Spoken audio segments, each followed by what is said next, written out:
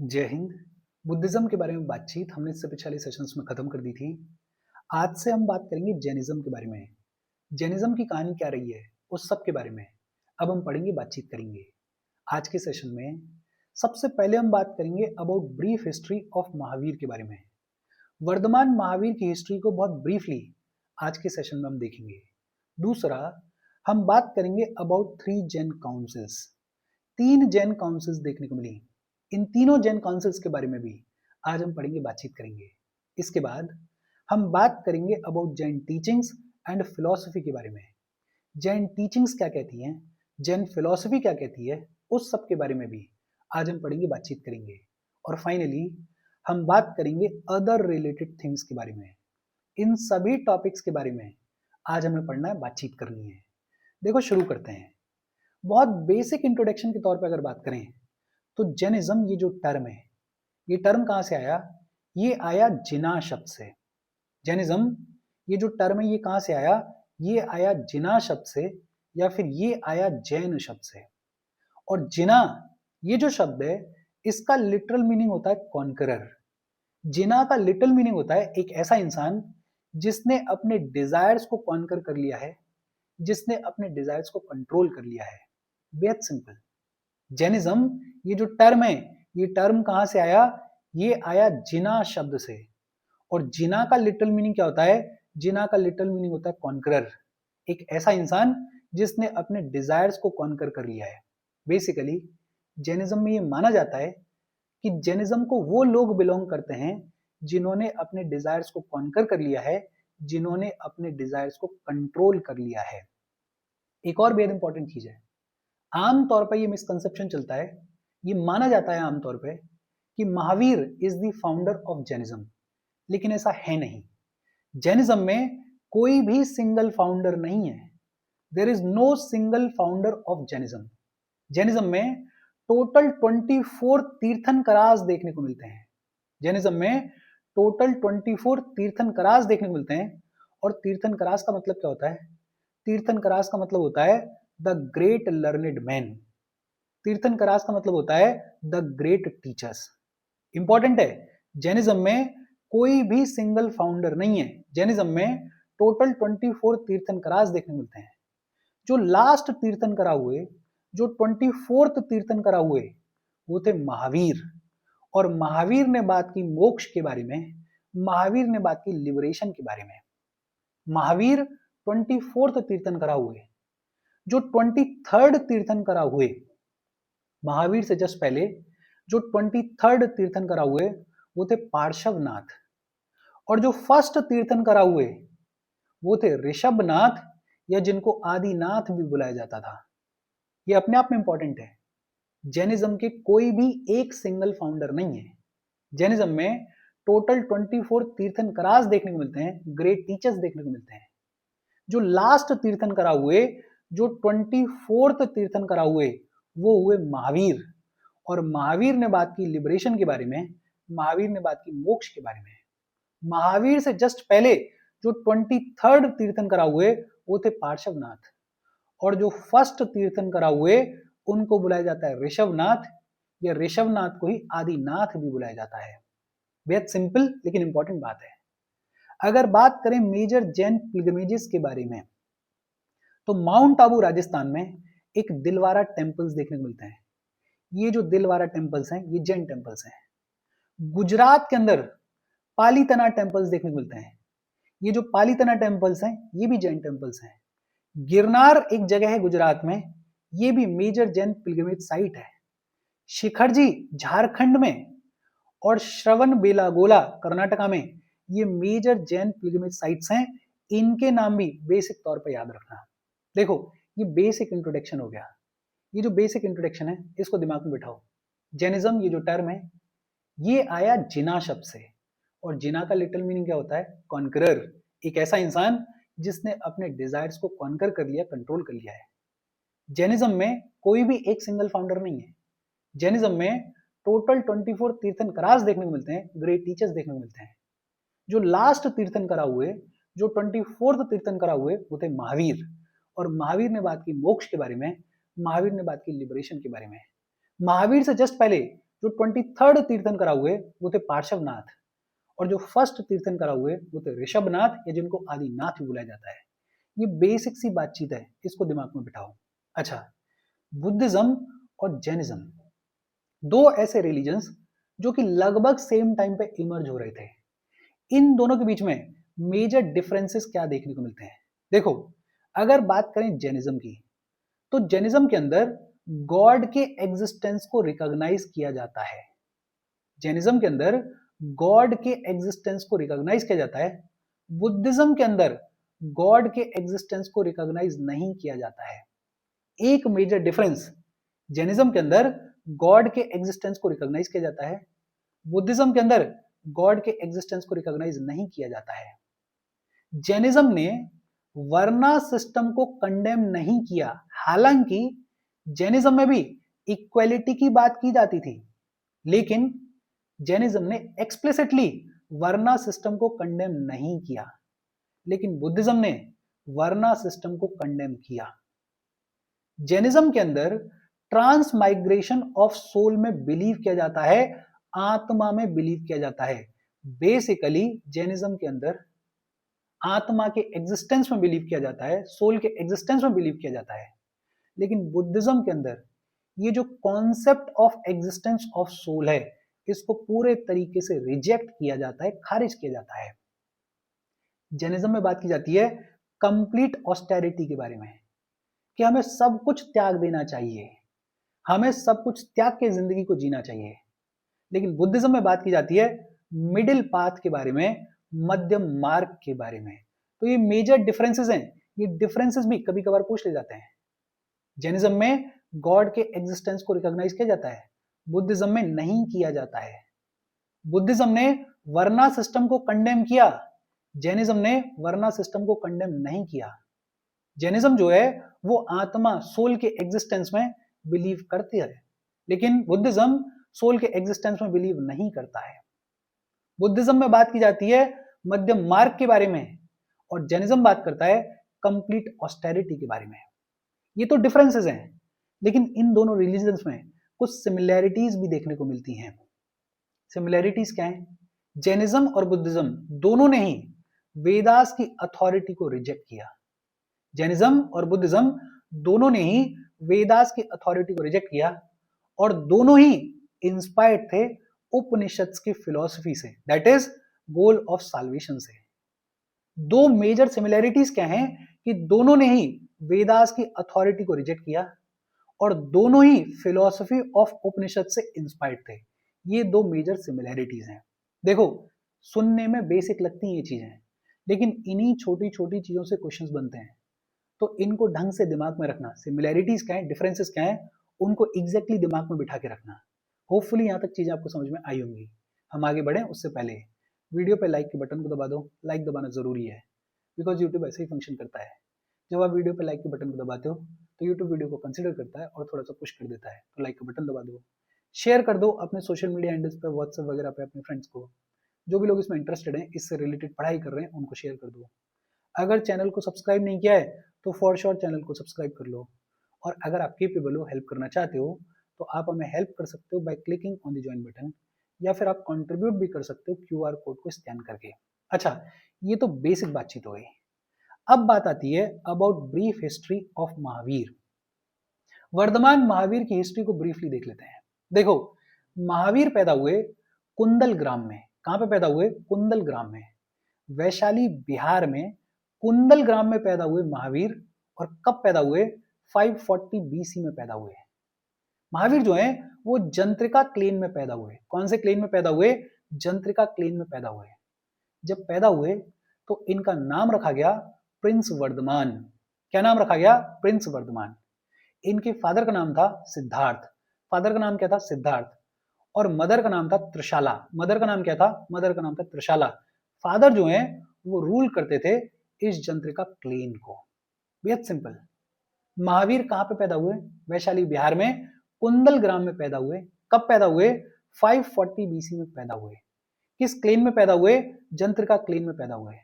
बचपन में नाम क्या था? प्रिंस वर्धमान। फादर का नाम सिद्धार्थ, मदर का नाम Trishala. At the age of 30 30 की उम्र में महावीर ने घर छोड़ा और घर छोड़ के महावीर कहां गए? पावा पटना गए। पावा नाम की जगह है पटना में, पावा पटना पहुंचे ये 10th डे ऑफ बैसाख। बैसाख महीने के 10वें दिन महावीर जो हैं वो पावा पटना पहुंचे और पावा पटना पहुंच के इन्होंने अपना मेडिटेशन वगैरह किया और 42 की उम्र में इनको कैवल्य की प्राप्ति हुई। कैवल्य शब्द यूज किया जाता है यहाँ पे, इनको कैवल्य की प्राप्ति हुई। कैवल्य का मतलब ट्रुथ ऑफ लाइफ की इनको जानकारी हुई।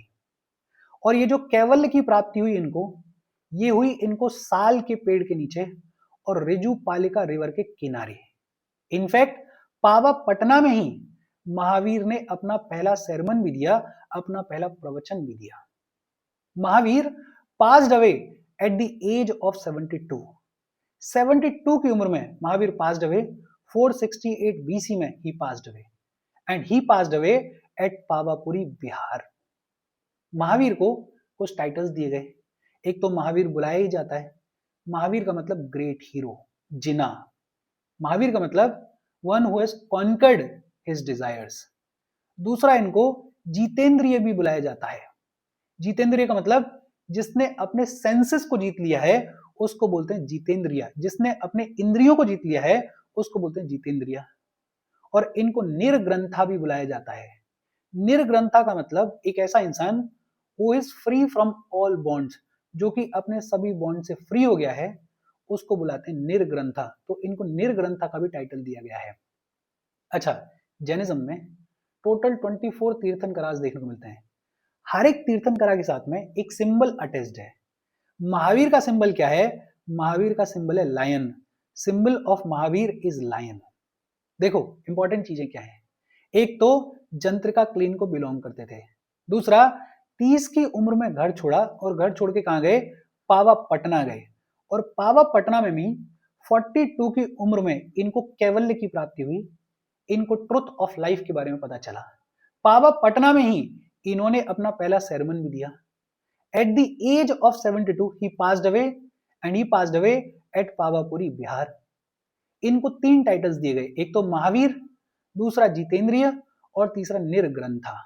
ये जो छोटी छोटी चीजें हैं इनको दिमाग में बिठा लो, बाकी महावीर से रिलेटेड इतना इनफ है। अच्छा, जैनिज्म के अंदर एक ये सिंबल देखने को मिलता है, hand with a wheel on palm. ये हाथ है और इसके ऊपर एक व्हील दिखाया गया है। ये जो व्हील है on the hand, on the palm, ये सिंबलाइज करता है अहिंसा को। इनफैक्ट बीच में यहाँ पे अहिंसा लिखा भी हुआ है। तो ये जो सिंबल है ये अपने आप में बड़ा ऑस्पिशियस है जैनिज्म के अंडर। अब बात आती है जैन काउंसिल्स के बारे में। टोटल 3 जैन काउंसिल्स देखने को मिलती हैं। सबसे पहली जैन काउंसिल कहां पे ऑर्गेनाइज की गई? पाटलिपुत्र में ऑर्गेनाइज की गई। कब ऑर्गेनाइज की गई? 3rd सेंचुरी BC में ऑर्गेनाइज की गई। सबसे पहली जैन काउंसिल कब ऑर्गेनाइज की गई? 3rd सेंचुरी BC में ऑर्गेनाइज की गई। और कहां पे ऑर्गेनाइज की गई? पाटलिपुत्र में ऑर्गेनाइज की गई। ये जो सबसे पहली जैन काउंसिल है इसको प्रेसाइड किया स्थूल भद्रा ने। किसने प्रेसाइड किया? स्थूल भद्रा ने प्रेसाइड किया इस फर्स्ट जैन काउंसिल को। ये जो फर्स्ट जैन काउंसिल है इसकी जानकारी हमें कहां से मिलती है? इसकी जानकारी हमें हेमचंद्र के परिशिष्ट पर्वन से मिलती है। परिशिष्ट पर्वन नाम का हेमचंद्र का बड़ा फेमस काम है, उसमें इन डिटेल जानकारी दी गई है इस फर्स्ट जैन काउंसिल के बारे में। ये जो फर्स्ट जैन काउंसिल है इसी के दौरान जैनिज्म में स्प्लिट देखने को मिलेगा और जैनिज्म में 2 सेक्ट्स का इमर्जेंस देखने को मिलेगा। कौन कौन से 2 सेक्ट्स? एक श्वेतांबर और दूसरे दिगंबर। श्वेतांबर्स और दिगंबर्स के बारे में इन डिटेल आगे चलते हम पढ़ेंगे, लेकिन फिलहाल के लिए जैनिज्म में ये जो स्प्लिट देखने को मिला, जैनिज्म में ये जो 2 सेक्ट्स का इमर्जेंस देखने को मिला, ये देखने को मिला इस फर्स्ट जैन काउंसिल में। और इसी फर्स्ट जैन काउंसिल में महावीर की जो टीचिंग्स हैं वो डिवाइड हो गई 12 अंगों में। 12 अंगों में डिवाइड कर दिया गया महावीर की टीचिंग्स को। ये जो 12 अंग हैं इनके नाम रटने की जरूरत नहीं है, बस इसमें एक इंपॉर्टेंट चीज है। वो इंपॉर्टेंट चीज क्या है कि एक अंग है दृष्टिवाद, और ये जो दृष्टिवाद करके अंग है इट इज नाउ लॉस्ट। ये अब हमारे पास में अवेलेबल नहीं है, इट इज लॉस्ट। तो इसका नाम याद रख लेना, बाकी सारे अंगों के नाम याद रखने की जरूरत नहीं है। बेहद सिंपल। फर्स्ट जैन काउंसिल कहां पे ऑर्गेनाइज की गई? पाटलिपुत्र में ऑर्गेनाइज की गई। कब ऑर्गेनाइज की गई? 3rd सेंचुरी बीसी में ऑर्गेनाइज की गई। ये जो फर्स्ट जैन काउंसिल है, इसको प्रेसाइड किसने किया? स्थूलभद्रा ने इसको प्रेसाइड किया। इसी फर्स्ट जैन काउंसिल में जैनिज्म में स्प्लिट आएगा और 2 सेक्ट्स का इमर्जेंस देखने को मिलेगा। कौन कौन से? एक श्वेतांबर और दूसरे दिगंबर। इसी फर्स्ट जैन काउंसिल में महावीर की जो टीचिंग्स हैं वो 12 अंगों में डिवाइड कर दी जाएंगी। फिर हुई सेकंड जैन काउंसिल, और ये जो सेकंड जैन काउंसिल है ये सेम टाइम पे 2 जगह पे ऑर्गेनाइज की गई। सेम टाइम पे 2 जगह पे ऑर्गेनाइज की गई। एक तो वल्लभी गुजरात में ऑर्गेनाइज की गई और दूसरी मथुरा उत्तर प्रदेश में ऑर्गेनाइज की गई। कब ऑर्गेनाइज की गई? 512 एडी में ऑर्गेनाइज की गई। ये जो सेकंड जैन काउंसिल है इसको किसने प्रेसाइड किया? इसको प्रेसाइड किया देवरादि श्यामा रामन ने। देवरादि श्यामा रामन ने प्रेसाइड किया इस सेकंड जैन काउंसिल को। ये जो सेकंड जैन काउंसिल है इसका ऑब्जेक्टिव क्या था? इसका ऑब्जेक्टिव था to continue compilation of secret text. Jainism के अंदर जो भी सीक्रेट टेक्स्ट देखने को मिलते हैं उनका कंपाइलेशन करना इसका ऑब्जेक्टिव था। और फाइनल आउटकम क्या निकला? 12 अंगों को कंपाइल किया गया और 12 उप अंगों को कंपाइल किया गया। 12 अंग और 12 उपअंग इनको कंपाइल किया गया इस सेकंड जैन काउंसिल में। और थर्ड जैन काउंसिल, ये जो वल्लभी गुजरात में सेकंड जैन काउंसिल देखने को मिली थी, इसी को क्या बुलाया जाता है? इसी को बुलाया जाता है थर्ड जैन काउंसिल। और थर्ड जैन काउंसिल ऑर्गेनाइज की थी श्वेतांबर सेक्ट ने। तो जो श्वेतांबर सेक्ट के मॉन्क्स हैं उन्होंने भी इस थर्ड जैन काउंसिल को ज्वाइन किया था। और इसका ऑब्जेक्टिव क्या था? इसका ऑब्जेक्टिव था to minimise writings in religious books. Religious books जिनको बुलाया गया अगमाज, उन अगमाज में जो राइटिंग्स हैं उनको मिनिमाइज करना, उनको समराइज करना ऑब्जेक्टिव था इस थर्ड जैन काउंसिल का। साथ में ही हो रही थी, अलग अलग जगह पे हो रही थी, इसीलिए ये जो वल्लभी काउंसिल है, ये जो सेकंड वल्लभी काउंसिल है, इसी को अलग से क्या बुला देते हैं? इसी को थर्ड जैन काउंसिल बुला देते हैं। बेहद सिंपल और इजी सी बातचीत है। ये जो जैन काउंसिल्स हैं इनको भी बेसिक तौर पर अपने दिमाग में रखना है। अब बात आती है जैन टीचिंग्स एंड फिलॉसफी के बारे में।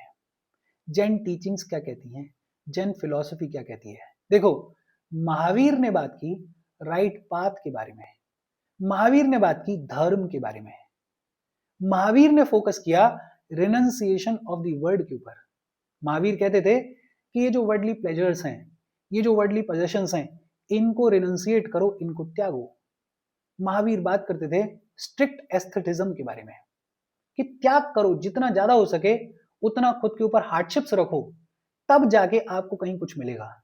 जैसे जैनिज्म के अंदर स्टारवेशन को, न्यूडिटी को और सेल्फ मोटिफिकेशन को एस्टेटिज्म का फॉर्म माना जाता है। स्टारवेशन भूखे रहो, न्यूडिटी बिना वस्त्रों के रहो, और सेल्फ मोटिफिकेशन खुद के ऊपर जितना भी आप अत्याचार तो नहीं लेकिन खुद को जितना भी हार्डशिप्स में डाल सकते हो, जितना भी त्याग कर सकते हो उतना त्याग करो।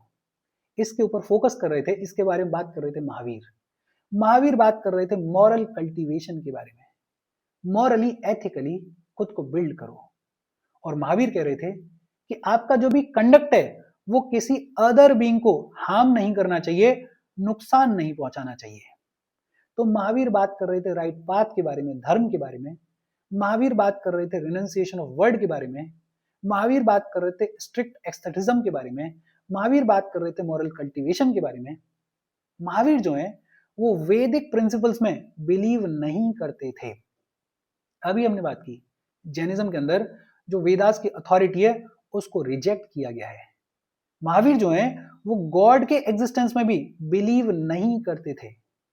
गॉड के एग्जिस्टेंस में भी महावीर बिलीव नहीं करते थे। हाँ, कर्म में महावीर बिलीव करते थे कि आप जो भी कर्म करोगे उसका आपको फल मिलेगा। कर्म के लॉजिक में महावीर बिलीव करते थे। Transmigration of soul, existence of soul में भी महावीर बिलीव किया करते थे। हालांकि जैनिज्म में बिलीव किया जाता है इक्वालिटी में। जैनिज्म इक्वालिटी के बारे में बात करता था, लेकिन जैनिज्म ने वर्ना सिस्टम को, कास्ट सिस्टम को रिजेक्ट नहीं किया था। अभी हम पढ़ के आ रहे हैं। जैनिज्म में कहा जाता है ये जो यूनिवर्स है ये फंक्शन करता है as interaction of living and non living entities. Jainism में ये बताया जाता है कि यूनिवर्स जो है वो फंक्शन करता है लिविंग और नॉन लिविंग एंटिटीज के इंटरेक्शन के थ्रू। और नॉन लिविंग एंटिटीज में क्या क्या आता है? ईथर, ईथर को आकाश बुलाया जाता है। मीडियम ऑफ मोशन, मोशन को धर्म बुलाया जाता है, मीडियम ऑफ मोशन को। Medium of rest, medium of rest को अधर्म बुलाया जाता है। टाइम, टाइम को काल बुलाया जाता है। और मैटर, मैटर को पुद्गल बुलाया जाता है। ये 5 नॉन लिविंग एंटिटीज हैं। और लिविंग और नॉन लिविंग एंटिटीज जब इंटरेक्ट करती हैं, उस इंटरेक्शन की वजह से यूनिवर्स फंक्शन करता है। ये कहा जाता है, ये बिलीव किया जाता है जैनिज्म में। इनफैक्ट जैनिज्म में ये भी कहा जाता है कि ये जो हम सोल की बात करते हैं, आत्मा की बात करते हैं, ये आत्मा सिर्फ एनिमल या फिर प्लांट्स में ही देखने को नहीं मिलती है। ये आत्मा जो है वो अदर एंटिटीज में भी देखने को मिलती है, जैसे स्टोन्स में देखने को मिलती है, जैसे रॉक्स में देखने को मिलती है, जैसे रनिंग वाटर में देखने को मिलती है। तो ये भी अपने आप में बेहद यूनिक बात है जैनिज्म की। देखो, अभी तक जितनी भी हमने बातचीत की है, ये ब्रीफ हिस्ट्री ऑफ महावीर, ये तो रिवाइज भी कर ली हमने, और ये तो होपफुली आपको पता भी होगी, याद होनी चाहिए। अगर बात करें जैन काउंसिल्स की, तो फर्स्ट जैन काउंसिल कहां पे देखने को मिली? पाटलिपुत्र में देखने को मिली। कब देखने को मिली? 3rd सेंचुरी बीसी में देखने को मिली। इसको प्रेसाइड किसने किया? स्थूलभद्रा ने इसको प्रेसाइड किया। फर्स्ट जैन काउंसिल के अंदर जैनिज्म में स्प्लिट देखने को मिला और 2 सेक्ट्स का इमरजेंस देखने को मिला, श्वेतांबर और दिगंबर। महावीर की टीचिंग जो है वो 12 अंगों में डिवाइड हो गई इसी फर्स्ट जैन काउंसिल में। सेकंड जैन काउंसिल 512 एडी में हुई। सेम टाइम पे 2 जगह पे ऑर्गेनाइज की गई, एक मथुरा यूपी में और दूसरी वल्लभी गुजरात में। इसको प्रेसाइड किसने किया? इसको प्रेसाइड किया देवरादि श्यामा रामना ने। ऑब्जेक्टिव क्या था? जो भी सेक्रेड टेक्स्ट हैं उनका कंपाइलेशन। फाइनल कंपाइलेशन क्या निकला? 12 अंग तैयार हुए और 12 उपंग तैयार हुए इस सेकंड जैन काउंसिल में। वल्लभी गुजरात में ये जो सेकंड काउंसिल हो रही थी, इसी को 3rd जैन काउंसिल बदल दिया जाता है और इसको अटेंड किया श्वेतांबर सेक्ट के मॉन्क्स ने। और इसका ऑब्जेक्टिव क्या था कि जो रिलीजियस बुक्स हैं, जो अगमाज हैं, उनकी राइटिंग्स को मिनिमाइज करना है, उनकी राइटिंग्स को समराइज करना है। इसके बाद हमने बात की जैन टीचिंग्स और फिलॉसफी के बारे में। मोटा मोटा अगर कहें तो महावीर राइट पाथ के बारे में बात कर रहे थे, धर्म के बारे में बात कर रहे थे। महावीर रिनंसिएशन ऑफ वर्ड के बारे में बात कर रहे थे। महावीर मॉरल कल्टीवेशन के बारे में बात कर रहे थे। महावीर स्ट्रिक्ट एस्थेटिज्म के बारे में बात कर रहे थे। और महावीर कह रहे थे कि आपका जो कंडक्ट है वो किसी और बीइंग को हार्म नहीं करना चाहिए। गॉड के एग्जिस्टेंस में बिलीव नहीं करते थे, वैदिक प्रिंसिपल्स में बिलीव नहीं करते थे, लेकिन कर्म में बिलीव करते थे, ट्रांस माइग्रेशन ऑफ सोल में बिलीव करते थे। जैनिज्म में इक्वालिटी के बारे में बात की गई है, लेकिन कास्ट सिस्टम को कंडेम नहीं किया गया है, कास्ट सिस्टम को रिजेक्ट नहीं किया गया है। जैनिज्म कहता है कि ये जो यूनिवर्स है ये फंक्शन करता है as a interaction of living and non living entities.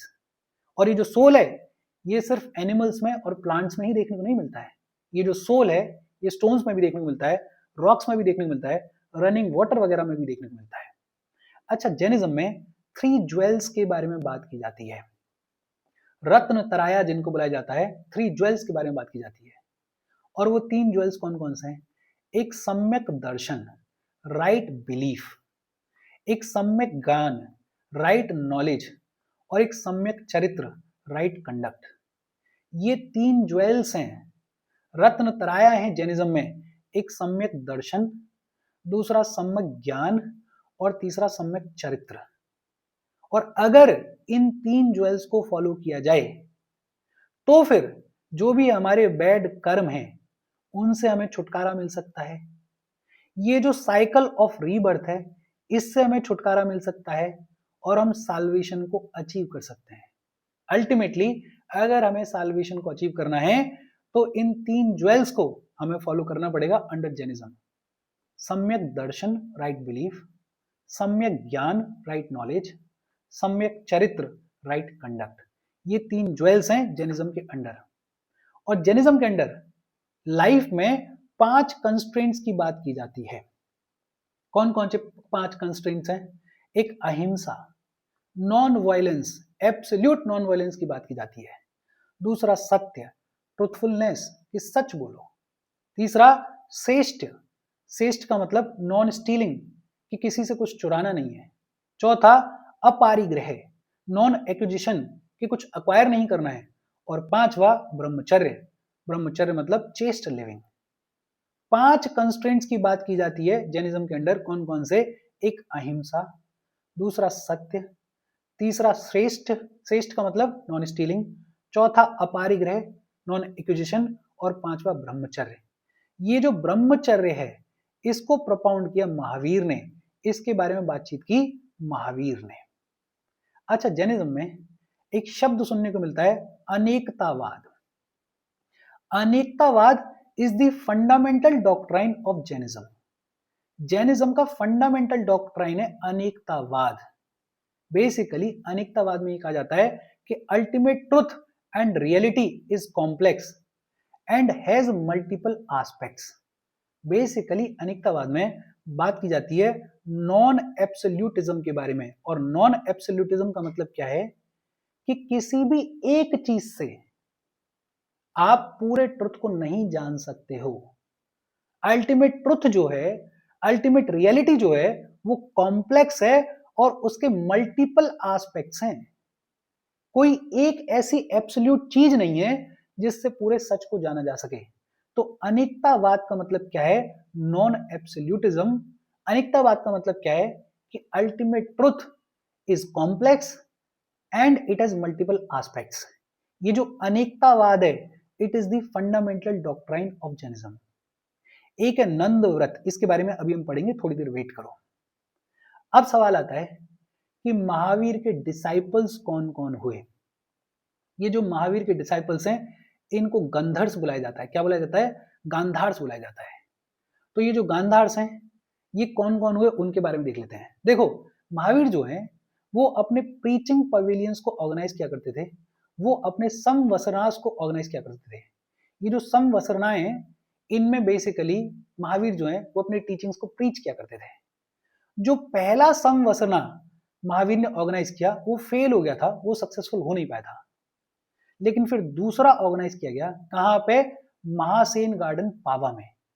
और ये जो दूसरा वाला समवसना था महावीर का, ये बेहद सक्सेसफुल हुआ और इसमें 11 ब्राह्मण्स जो हैं उन्होंने जैनिज्म में कन्वर्ट किया, उन्होंने जैनिज्म को अडॉप्ट किया। ये जो 11 ब्राह्मण्स जिन्होंने जैनिज्म को अडॉप्ट किया उनके नाम क्या हैं? एक है अचल भद्र, एक है अग्निभूति, एक है एकम पिता, एक है इंद्रभूति, फिर है मंडी कटा, फिर मर्यादा पुत्र, फिर प्रभास, फिर सुधारमा, फिर भयभूति और व्यक्ता। ये 11 ब्राह्मण्स हैं जिन्होंने अल्टीमेटली जैनिज्म को अडॉप्ट किया। और महावीर ने बात की है त्रिपदी नॉलेज के बारे में, 3 प्रोनाउंसमेंट्स के बारे में। और ये त्रिपदी नॉलेज में 3 प्रोनाउंसमेंट्स कौन कौन से हैं? एक उपानिवा, उपानिवा का मतलब इमरजेंस, एक विगामिवा, विगामिवा का मतलब डिस्ट्रक्शन, और एक दुआ विवाह, दुआ विवाह का मतलब परमानेंस। त्रिपदी नॉलेज के बारे में बात की महावीर ने। कौन कौन से? एक उपानिवा इमरजेंस, एक विवामिवा डिस्ट्रक्शन, और तीसरा दुआ विवाह परमानेंस। ये त्रिपदी नॉलेज है जो कि इम्पार्ट की महावीर ने। हालांकि इनके मीनिंग है और एक्सप्लेन भी किए जा सकते हैं, लेकिन उतना गहराई में हमें जाने की जरूरत है नहीं, बिकॉज एग्जाम के पॉइंट ऑफ व्यू से हम चीजों को समझ रहे हैं। देखो, दोबारा से देख लेते हैं।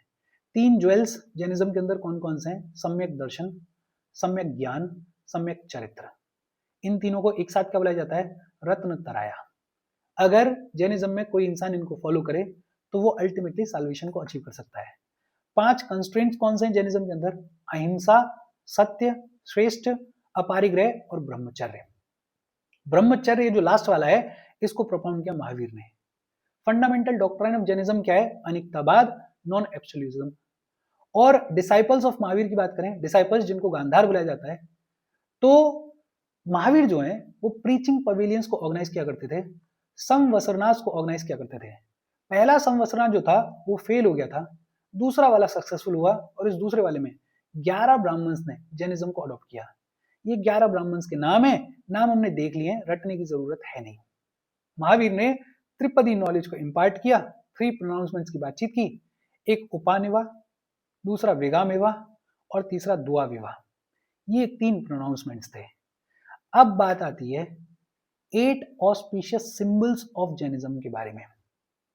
जैनिज्म में 8 ऑस्पिशियस सिंबल्स हैं जिनको अष्टमंगल बुलाया जाता है, और ये श्वेतांबर ट्रेडिशन में स्पेशली देखने को मिलते हैं। कौन कौन से 8 ऑस्पिशियस सिंबल्स हैं? एक है स्वास्तिक। स्वास्तिक सिग्निफाई करता है पीस को और वेलबींग ऑफ ह्यूमंस को। स्वास्तिक किस चीज को सिग्निफाई करता है? पीस को और वेलबींग ऑफ ह्यूमंस को। दूसरा है नंदवर्त, और नंदवर्त जो है वो बेसिकली बड़ा स्वास्तिक है जिसमें 9 एंड पॉइंट्स देखने को मिलते हैं। नंदवर्त जो है वो बड़ा स्वास्तिक है जिसमें 9 एंड पॉइंट्स देखने को मिलते हैं। फिर एक है भद्रासना। भद्रासना बेसिकली थ्रोन है जिसके ऊपर जिसको प्यूरिफाई किया गया है जैन फीट से। जो जिना हुए, जो भी ऐसे लोग हुए जिन्होंने अपने डिजायर्स को कॉन्कर कर लिया है, उनके फीट से ये जो थ्रोन है इसको सेंटिफाई किया गया है, इसको बुलाया जाता है भद्रासना। फिर एक है श्रीवत्सा, और श्रीवत्सा बेसिकली एक मार्क है which is manifested on the chest of tirthankara image. जो तीर्थंकरा की इमेज बनाई जाती है उनकी चेस्ट पे जो मार्क बनाया जाता है उसको बुलाया जाता है श्रीवत्सवा, और ये जो मार्क है ये प्योर सोल को सिग्निफाई करता है। फिर है दर्पण, और दर्पण जो है वो सिग्निफाई करता है इनर सेल्फ की इमेज को, एक ऐसा मिरर जो कि आपके इनर सेल्फ को दिखाता है, आपके अंदर के चरित्र को दिखाता है। फिर है मीना युगल, और मीना युगल जो है वो फिश कपल है जो कि सिग्निफाई करता है कॉन्क्वेस्ट ओवर सेक्सुअल अर्जेस को, कि आपकी जो सेक्सुअल अर्जेस हैं उनके ऊपर कॉन्क्वेस्ट को सिग्निफाई करता है ये फिश कपल, जिसको मीना युगल बुलाया जाता है। फिर एक है वर्धमानका, और वर्धमानका एक खाली डिश है, इसको लैंप के जैसे यूज किया जाता है और ये दिखाता है कि आपकी वेल्थ, आपका फेम, आपका मेरिट वो इंक्रीज हो रहा है। और एक है कलश। कलश बेसिकली एक पॉट है जो कि प्योर वाटर से भरा हुआ है। ये 8 ऑस्पिशियस सिंबल्स हैं। देखो इन 8 ऑस्पिशियस सिंबल्स में से एक की बात यहाँ पे की गई है नंदवर्ता के बारे में। 8 ऑस्पिशियस सिंबल्स में से एक है नंदवर्ता, और ये जो नंदवर्ता है इसमें 4 आर्म्स देखने को मिलती हैं और कंपल्सरीली मैंडेटरीली 9 कॉर्नर्स देखने को मिलते हैं। ये जो नंदवर्ता है ये रिलेटेड है 18th तीर्थंकरा जिनका नाम है अरनाथ। अरनाथ जो कि 18 तीर्थंकरा हुए उनसे रिलेटेड है नंदवर्ता। ये जो इमेज आप देख रहे हो ये इमेज है नंदवर्ता की। 8 ऑस्पिशियस सिंबल्स या जो अष्टमंगल हैं इनको एक बार फिर से देख लेते हैं। स्वास्तिक सिग्निफाई करता है peace and wellbeing of humans को। नंदवर्ता ये लार्ज स्वास्तिक है जिसमें 9 एंड पॉइंट्स देखने को मिलते हैं। भद्रासन ये बेसिकली ऐसा थ्रोन है जिसको सेंटिफाई किया गया है जैन के या जिना के फीट से। श्रीवास्तवा ये बेसिकली तीर्थंकराज की जो इमेजेस होती हैं उनके चेस्ट के ऊपर एक मार्क होता है जो कि प्योर सोल को दिखाता है। दर्पण बेसिकली एक ऐसा मिरर जो कि इनर सेल्फ को दिखाता है। मीना युगला fish couple basically sexual urges के ऊपर जो कॉन्क्वेस्ट है उसको दिखाता है। वर्धमानका एक शैलो डिश है, एक खाली डिश है जिसको लैंप के जैसे यूज किया जाता है जो कि वेल्थ को, फेम को और मेरिट को दिखाती है। और कलश, कलश बेसिकली एक पॉट है जो कि प्योर वाटर से फिल्ड है। बेहद सिंपल और इजी सी बातचीत है। देखो सेशन में बहुत सारे फैक्ट्स हैं और बुद्धिज्म जैनिज्म में कई बार बोल चुका हूँ, ये दोनों टॉपिक्स बेहद इंपॉर्टेंट है प्रीलिम्स के पॉइंट ऑफ व्यू से भी और मेंस के पॉइंट ऑफ व्यू से भी। तो ये जो छोटी छोटी चीजें खासकर प्रीलिम्स के पॉइंट ऑफ व्यू से, इन छोटी छोटी चीजों को ढंग से पढ़ना, ध्यान से देखना और अपने शॉर्ट नोट्स बनाना, अच्छे से बनाना ताकि ये चीजें आपके दिमाग में रजिस्टर हो। कोई डाउट हो तो कमेंट करके पूछ लेना। आगे की बातचीत आगे करेंगे। Thank you very much.